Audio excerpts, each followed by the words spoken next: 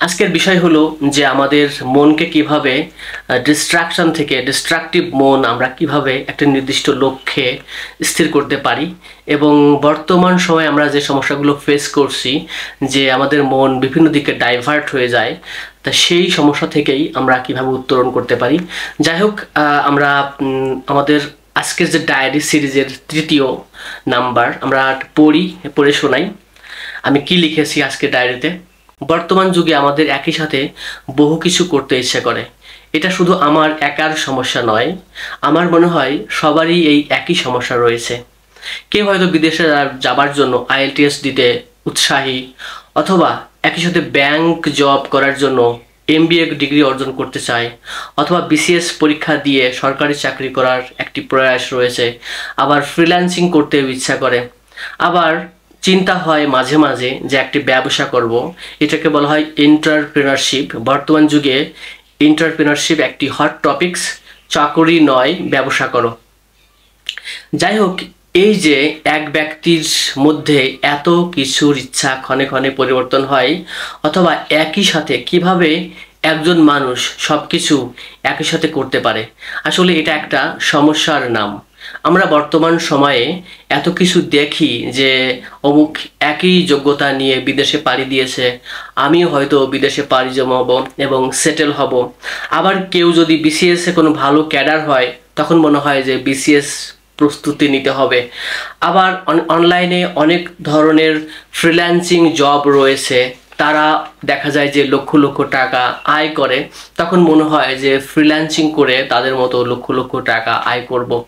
কেউ হয়তো চাকরি না করে ব্যবসা করে সফল, তখন মনে হয় ব্যবসা করতে হবে। এভাবে আমাদের মনটা একটা দুরন্ত ঘোড়ার মতো ছুটে বেড়ায় দিক বিদিক, উদ্দেশ্যবিহীন। এর থেকে মুক্তির উপায় কি? আজকে সেই বিষয়ে কথা বলবো। বর্তমান যুগে এসে আমরা একই সাথে সব জানতা হতে পারি না। অ্যারিস্টটল, প্লেটো, লিওনার্দোর মতো একই সাথে রাষ্ট্রবিজ্ঞানী, সমাজবিজ্ঞানী, জ্যোতির্বিজ্ঞানী অথবা দার্শনিক হওয়া সম্ভব নয়। বর্তমান যুগে এসে মাইক্রো লেভেলের দক্ষতা অর্জন করতে হবে। আমাদের এখন একটি নির্দিষ্ট বিষয়ের দক্ষতা অর্জন করে এগিয়ে যেতে হবে। যেহেতু আমাদের একই সাথে বহু কিছু করতে ইচ্ছে করে, তাই প্রথমেই নির্বাচন করতে হবে যে আমাদের কোন বিশেষ বিষয়ে দক্ষতা রয়েছে, অথবা দক্ষতা না থাকলেও কোন বিশেষ বিষয়ে আমাদের প্রচণ্ড আগ্রহ রয়েছে। যে বিষয়ে আগ্রহ রয়েছে আমাদের স্বভাবজাত, সেই বিষয়টাকে লক্ষ্য স্থির করতে হবে। জাপানিজ ভাষায় যাকে বলা হয় ইকিগাই।